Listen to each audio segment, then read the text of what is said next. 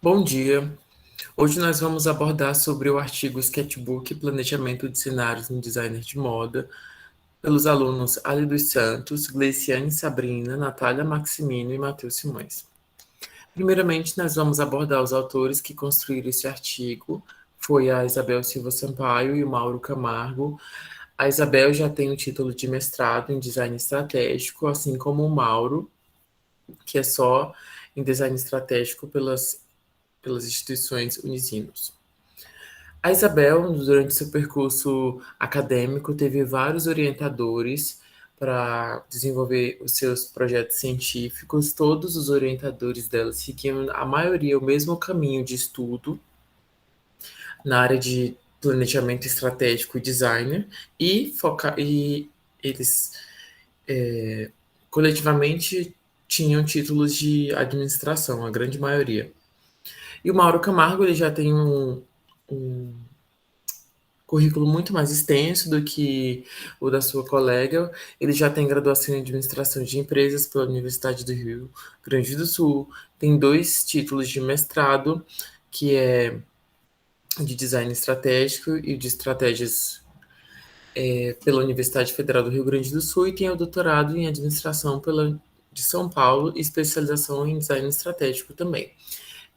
Além disso, ele é professor em várias instituições, sempre nessa frente de administração, design, estratégia e afins, e fez parte do comitê organizador do P&D Design 2014, que é um projeto social de consultoria, e também atua na área de consultor, abordando questões de marketing, comportamento do consumidor e designer.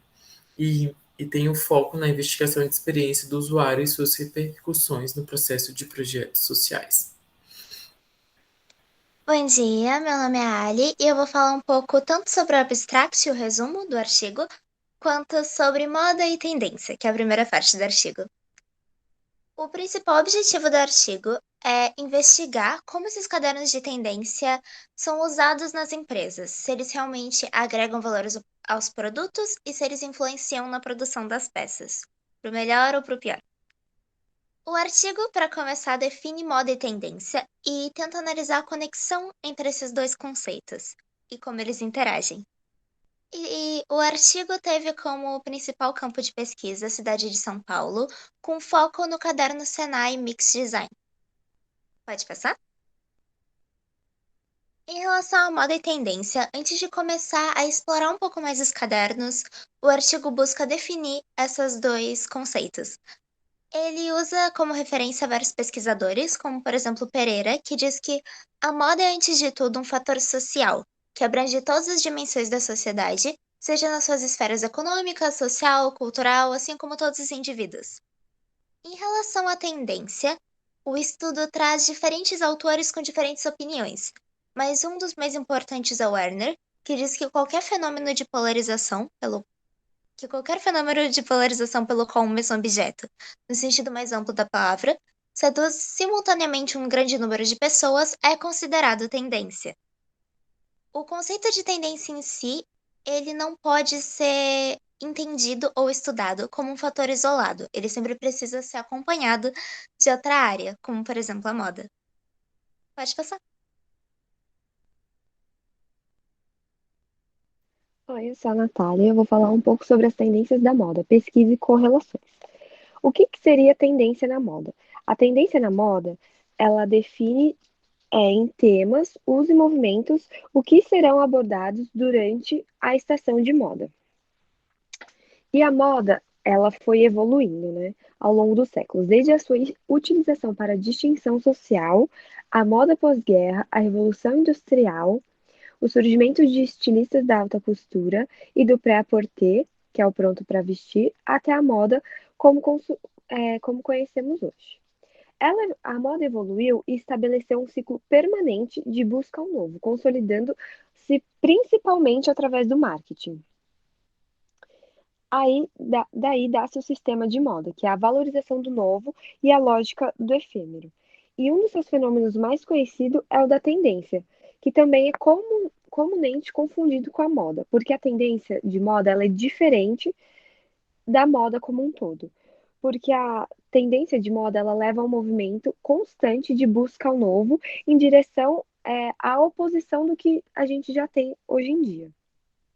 E aí daí tem os mecanismos que definem a moda. O Lipovetsky cita no seu livro de 1991 que aproximadamente entre 1340 e 1350, a mudança não é mais um fenômeno acidental, raro, fortuito. Ela tornou-se uma regra permanentemente dos prazeres da alta sociedade. Segundo Silva, em 2011, com a quebra da Bolsa de Valores e a recessão que a seguiu, surge uma nova época da moda, a chamada Era das Máquinas. Aí até então que a gente tinha de moda, a gente vai começar a mudar. A gente tinha a França como capital de moda, e aí a gente vai começar a ter outro país como isso. Pode passar, por favor. E aí, o que acontece? Com essa crise que afetou o mundo todo e todos os setores, os Estados Unidos ele começa a investir nos novos designers norte-americanos, como uma solução de economia. Então, dado isso, todas as manufaturas e tecidos que vinham da Europa caem essa importação, já que eles estão investindo na economia nacional.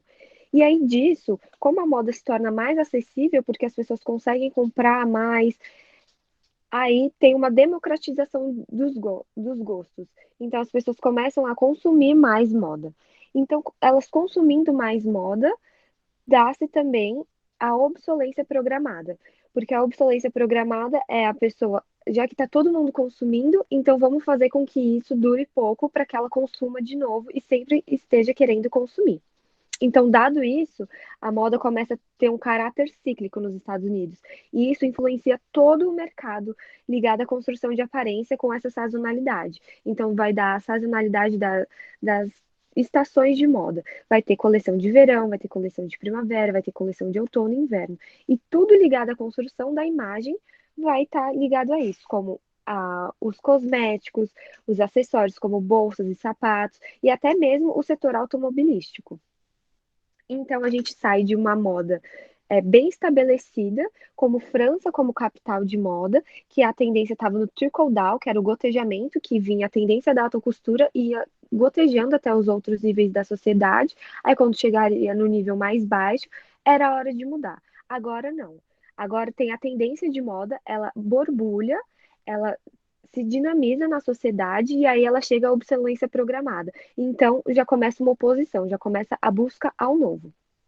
A França, com todo isso acontecendo, com essa imersão, né, da economia de moda americana, ela envia especialistas para estudar o jeito de fazer moda americano, e daí dá-se também o surgimento dos cool huntings, que é os caçadores de tendência. E aí, esses, né, especialistas, eles criam um comitê na França, que é o Comitê de Coordenação das Indústrias de Moda, que criam os primeiros cadernos de tendências, que seriam informações de tendências, e do jeito da indústria norte-americana de fazer moda, para que os empresários franceses e europeus também tivessem acesso a essa nova dinâmica de moda. Pode passar, por favor. Com tudo isso, também surgem os boreôs de estilo, que são nada mais nada menos que os escritórios de estilo ou escritórios de tendência. E esses escritórios, eles, né, trazem um novo setor da moda, como eu já tinha citado, que são os cool huntings, e isso tem uma intervenção direta na produção de moda. Eles intervêm na cadeia têxtil, já que eles pesquisam cores, materiais, formas, e eles preveem também as tendências comportamentais.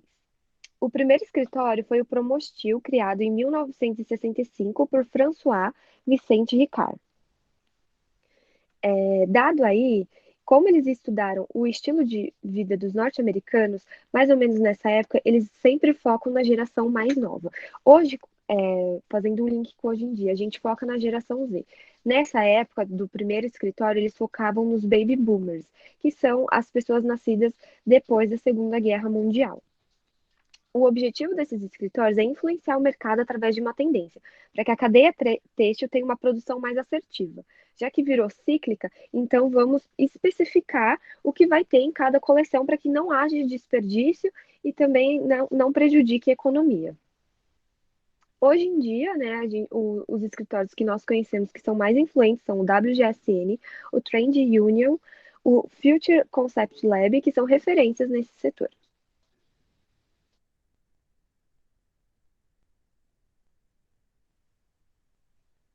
Oi, eu sou a Gleice e eu vou falar um pouquinho sobre os cadernos de tendência. Como a Natália disse, na década de 1950, que começaram a surgir os escritórios de estilo, né? E segundo Caldas, foi na década de 1970 a 1970 que criaram os cadernos de tendências, que eram guias contendo todas as informações para o desenvolvimento de uma coleção.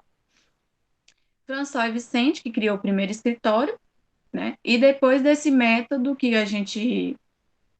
ele começou a criar os escritórios, estipulou um calendário nos anos 50 que passou a funcionar antes de criar a coleção. Então, eles, com 2 anos de antecedência, eles começavam a olhar as cores que iam ser tendência, com 1 ano e meio definiam os tecidos e com 1 ano decidiam as formas. Pode passar.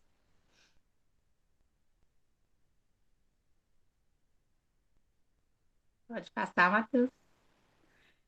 Os cadernos, eles começaram a ser comercializados baseados em diversas informações que os profissionais buscavam, sejam culturais, sociais, até artísticos, econômicos. Então, eles pesquisavam muitas coisas que não tinham a ver realmente com a moda para colocar nesses cadernos para ajudar, né, a descobrir o melhor jeito de se fazer a coleção. Então, antes, as coleções se renovavam a cada 6 meses. Então, eles tinham todo esse tempo e buscavam as informações e tudo. Agora, como existe o fast fashion, esses cadernos eles começaram a ser mais privados, né? Então, não é toda empresa, não é toda marca que realmente busca esses cadernos para fazer seus processos criativos. Pode passar. No Brasil, os cadernos começaram a ser comercializados recente. Na década de 90, eles eram todos internacionais. Então, eles levavam em consideração o estilo e a cultura dos países que esses cadernos vinham. Então, o Brasil comprava um caderno dos Estados Unidos. O caderno vinha com todas as informações e toda a cultura do país. Então, chegava no Brasil, não tinha nada a ver com o Brasil. Então, eles começaram a colocar essa cultura da cópia, que é o quê? Pegavam um caderno de lá, buscava, quando chegava aqui não tinha nada a ver, eles deixavam o caderno de lado e pegava alguma coisa já pronta e só fazia a cópia. Então chegava aqui só cópia. O Brasil usava realmente o que estava usando fora, mas não por estudar e não colocar na cultura brasileira, mas sim por pegar e fazer uma cópia. E os cadernos, eles são bons, né, em relação que ajuda na escolha de cores, na ajuda de formas, ajuda em questão de matéria-prima, né, do que você está buscando para fazer a coleção, e ele não deixa você ter ali um erro totalmente. Então, e deixa sua marca mais autoral. Você vai ler, entender o caderno e fazer aquilo ser o seu, ser autoral, e não fazer realmente uma cópia do que tá. Então, no artigo, a gente viu também que foram entrevistadas 2 empresas. Na empresa 1, eles usavam um caderno do Senai, né, para fazer todo o processo, já era uma empresa maior, todo o processo para escolha de tudo. E na empresa 2, não usavam nada, não usava caderno, não usava nada.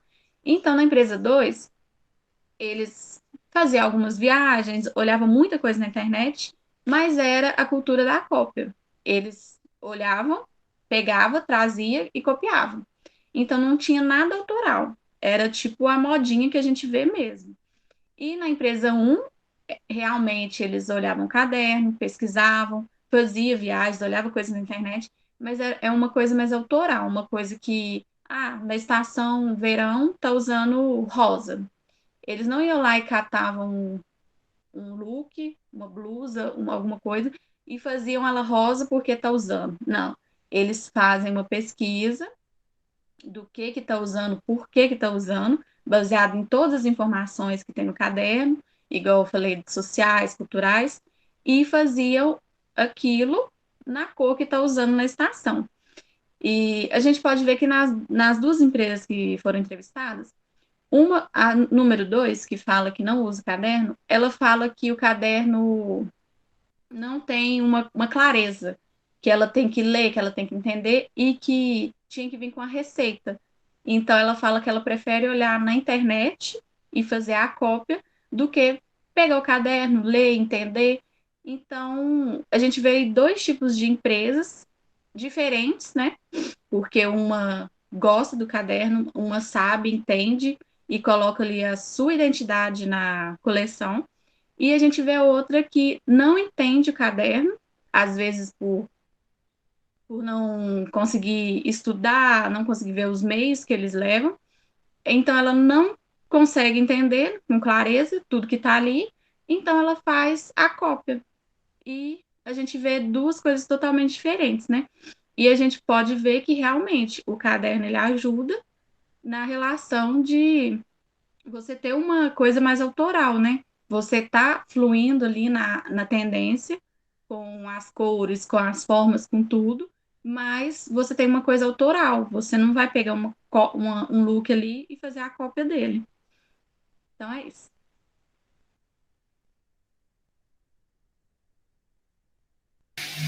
Bom, nas considerações finais, foi abordado a questão de como o caderno de tendências de moda influencia no processo produtivo de uma empresa e no processo projetual do desenvolvimento de produtos de vestuário.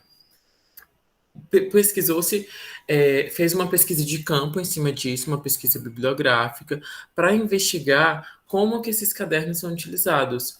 Porque depois da Segunda Guerra Mundial, parou-se de se usar mais as formas artesanais de desenvolvimento de produto, porque veio a Revolução Industrial e aprimorou muito mais a globalização, a aproximação entre as pessoas, a tecnologia proporcionou isso.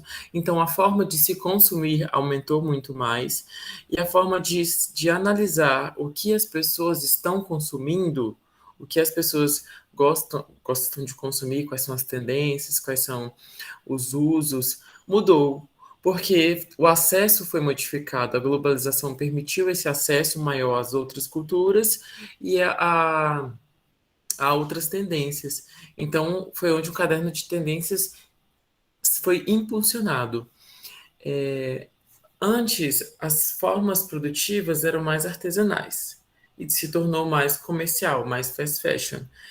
E então, as empresas procuraram buscar essas tendências, essas análises, decodificar essas informações e apresentar para as empresas de moda, de vestuário, essas informações captadas dentro dos meios sociais, do streetwear, em forma de cores, formas, silhuetas, texturas, que são as bases para o desenvolvimento de um vestuário. As formas, as silhuetas, os componentes auxiliares no desenvolvimento dos processos de moda aplicada ao vestuário. E esse caderno de tendências, ele traz essas informações. Então, como foi falado anteriormente, as empresas mandavam pessoas para os outros países, como a América do Norte, para analisar as tendências que eles utilizavam. E esse caderno era repleto de informações já decodificadas para aquela determinada empresa que queria utilizá-lo. E aí começou a existir a venda de caderno de tendências. Mas só que as empresas, como a Gleice falou, não conseguiram interpretar esse caderno. Então, muitas empresas queriam umas receitas prontas, uns modelos prontos. Às vezes, elas só copiavam da internet, de uma revista, uma determinada tendência, uma determinada peça, e copiava. Nós sabemos que a cópia é importante para a moda, para o vestuário, porque quem faz a intensificação nas massas daquela determinada marca, daquela determinada tendência, modelo ou silhueta, é o comércio popular, porque é onde está as massas.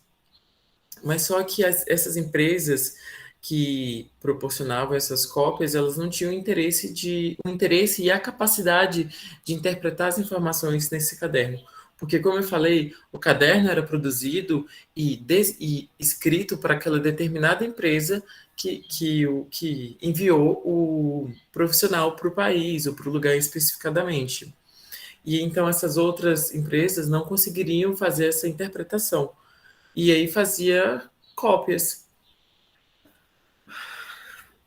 As principais funções desse caderno era estimular essa empresa a desenvolver produtos diferentes e que fossem capazes de atender às demandas e atender de cor, forma e textura que desenvolviam.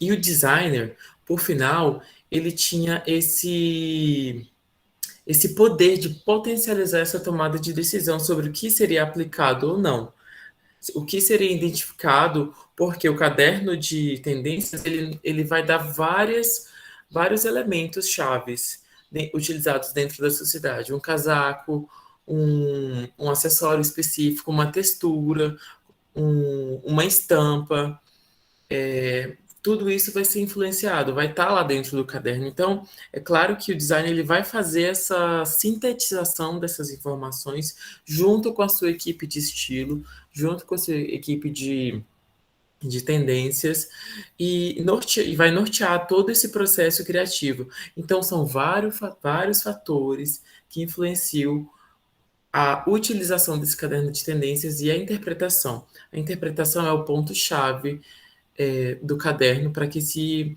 faça bons processos projetuais, boas peças de vestuário e que potencialize a venda desses produtos e a adesão desse estilo, dessa tendência, dessa moda.